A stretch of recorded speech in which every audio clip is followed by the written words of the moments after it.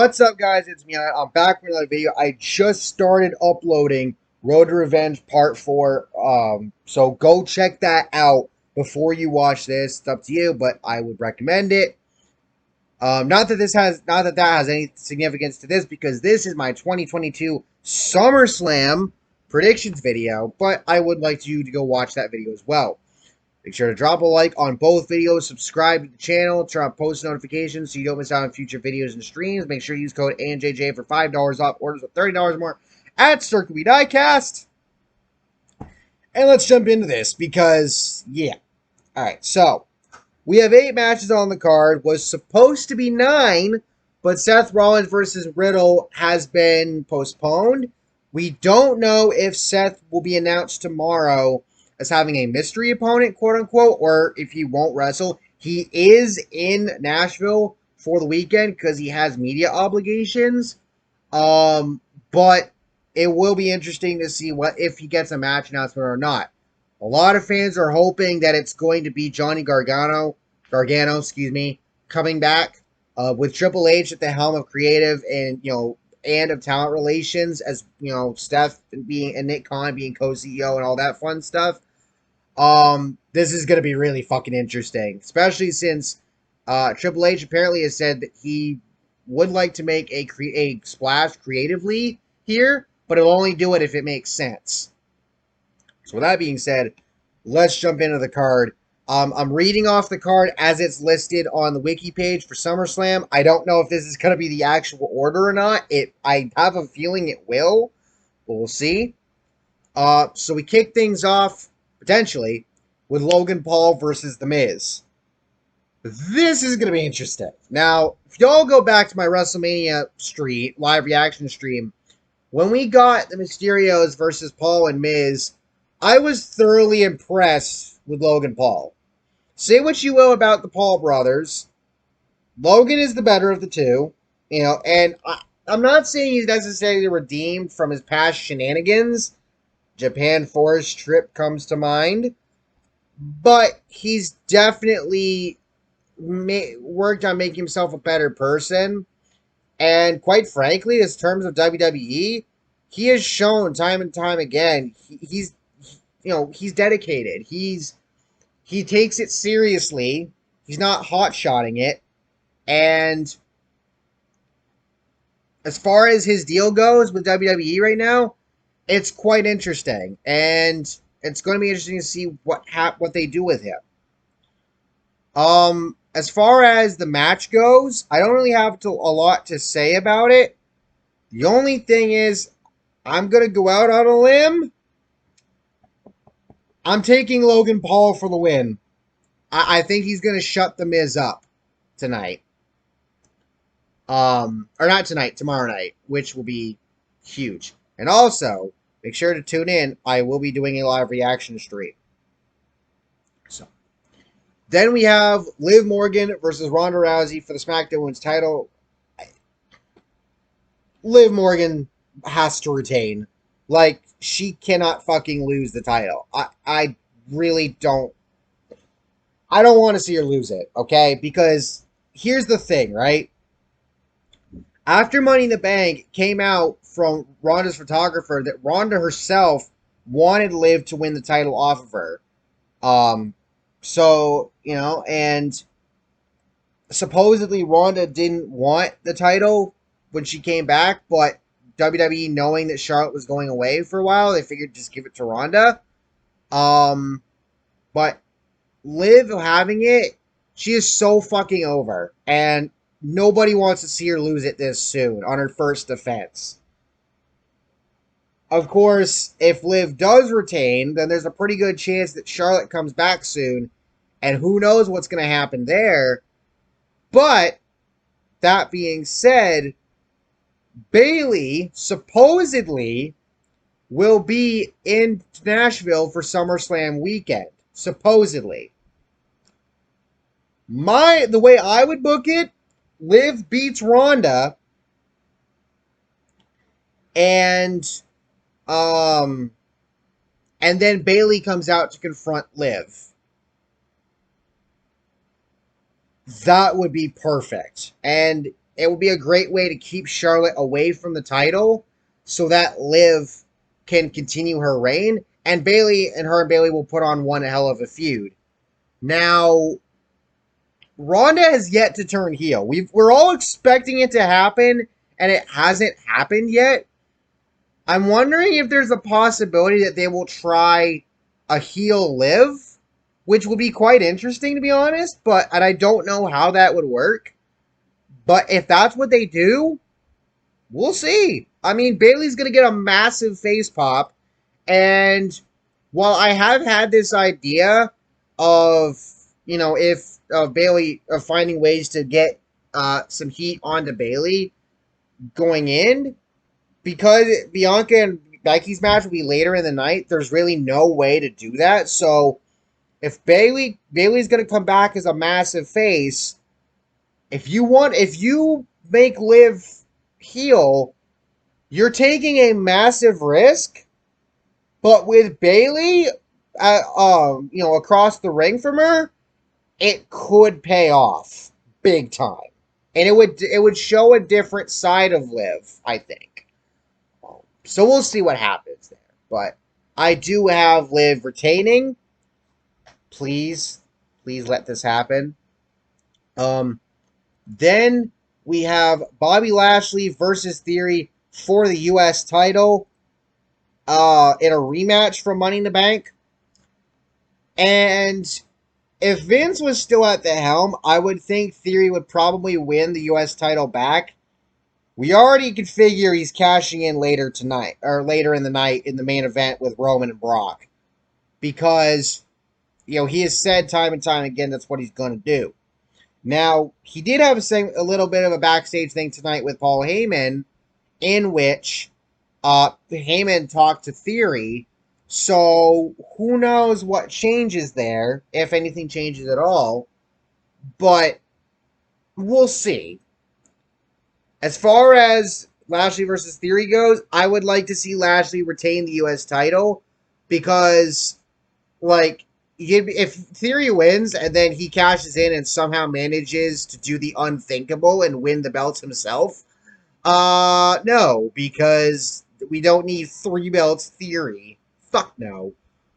Best case scenario, Theory loses to Lashley, he cashes in later in the night, and then he plays a role in how the match finishes, or he attacks afterward, whatever. But at the end of the night, he walks out having cashed in, failed, and he doesn't have the U.S. title back either. Lashley for the retainment. Then we have Pat McAfee against Happy Corbin. McAfee for the W. Corbin been talking way too much shit as of late. McAfee's going to shut him the hell up. And McAfee he'll have 2 big wins this year. Beat Theory at WrestleMania, beat Corbin at SummerSlam. What's next? I don't know. But this would be fucking huge for him. Then we have the Mysterios versus the Judgement Day in a no DQ tag team match. I have thoughts. Now, I don't know if this is going to happen or not. Supposedly, Edge's status for SummerSlam is up in the air. Now, that could just be dirt sheet speak for, well, we'll see what happens. But he was supposedly going to be on Raw this week, and then that got canceled due to part of his trip being canceled or changed or whatever. Now, granted, the dirt sheets did say they didn't know if Edge was going to be factored into Raw. But it's all one big question at the moment. My thinking is Edge will return during this match. I don't think he's going to be alone, though. The big burning question from all these vignettes and from some of the teasing that's been done by one certain individual is that Bray Wyatt may return with Edge. I'm trying very hard not to get my hopes up because I don't know if this will happen or not. But with Bray's teasing on social media, the vignettes, and the way they're being portrayed and shit, it feels like Edge is bringing Bray back to go after Judgment Day for kicking Edge out of the group. If Bray comes back and they go after them, then you're gonna need somebody for Rhea. Alexa would be the ideal choice, obviously, because of her and Bray's history. But aside from that, I don't know. Like, if we were to just say that they don't get involved at all, Judgment Day probably win. If Edge returns, I don't know what will happen with the Mysterios. Maybe the Mysterios win, but it would make it less likely that the Judgment Day would win if Edge does show up. So we'll see. So then we follow up one tag team match with another tag team match for both the Raw and SmackDown tag team titles. The Usos versus the Street Profits with Jeff Jarrett as special guest referee. And he took a super kick from Jey Uso tonight on SmackDown. So methinks Jeff Jarrett's got a guitar with Jey Uso's name on it, and he's gonna smash it on him. I'm gonna be honest with you. I'm taking the Street Profits to finally dethrone the Usos and take those tag titles. It's about fucking time.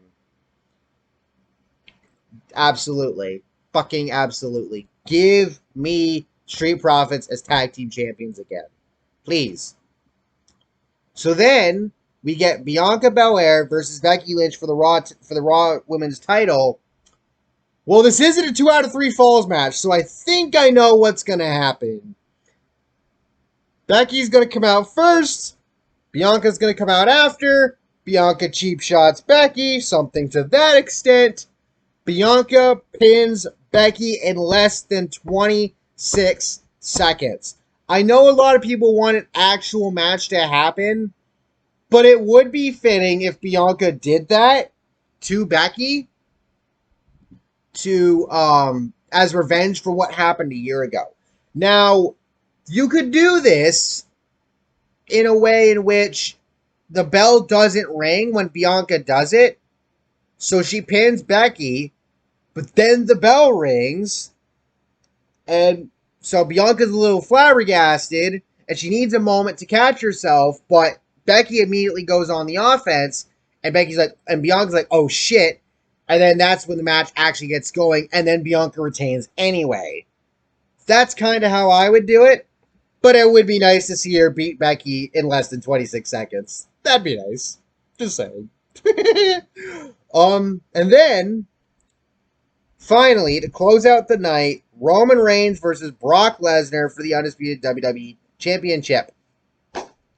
Okay, so tonight on SmackDown, Drew McIntyre won the match over Sheamus, which opened the show, for the right to challenge the winner of the main event at SummerSlam at Clash in the Castle. So to make a long story short, whoever wins this match between Roman and Brock will get to face Drew and defend the titles against Drew at Clash in the Castle.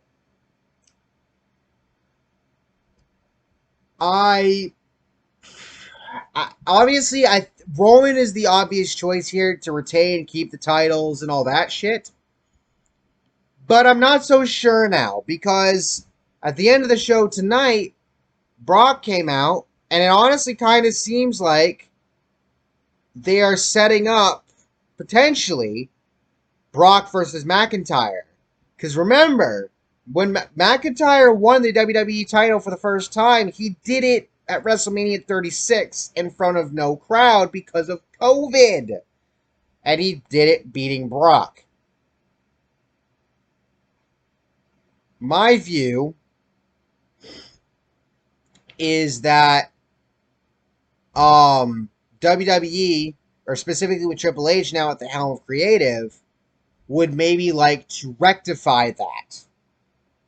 I know it's crazy to say that Brock could beat Roman, and that I mean, it's already said that this may be the last time, or it's being advertised for this last man standing match as the last time we will see Roman face Brock. So regardless of who wins, this is it for them.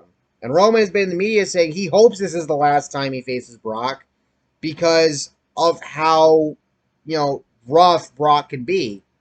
Well, remember, up until WrestleMania this year, that was the only time, or I don't think Roman had ever beaten Brock before WrestleMania this year. So, yeah. As far as I'm concerned, I'm taking Brock Lesnar to defeat Roman Reigns. And the big reason why also, not just because of potentially seeing Brock versus Drew in the UK, but also Theory will play a role in how this match finishes. Or he may attack afterward. Who knows? But he's going to play a big fucking role. And the way I see it is that he could end up costing Roman. So what you can do is Roman versus Theory. Roman kicks the shit out of Theory, obviously, but you can do that. And then after Clash in the Castle, when Drew wins, then you can, and then after that, you can then do Drew versus Roman if you so desire. But I'm taking Brock to win tomorrow night. I'm going out on that limb, man. So with all that being said, thank you all for watching. Hope you all enjoy. Let me know your thoughts down below. I'll catch y'all next time. Peace.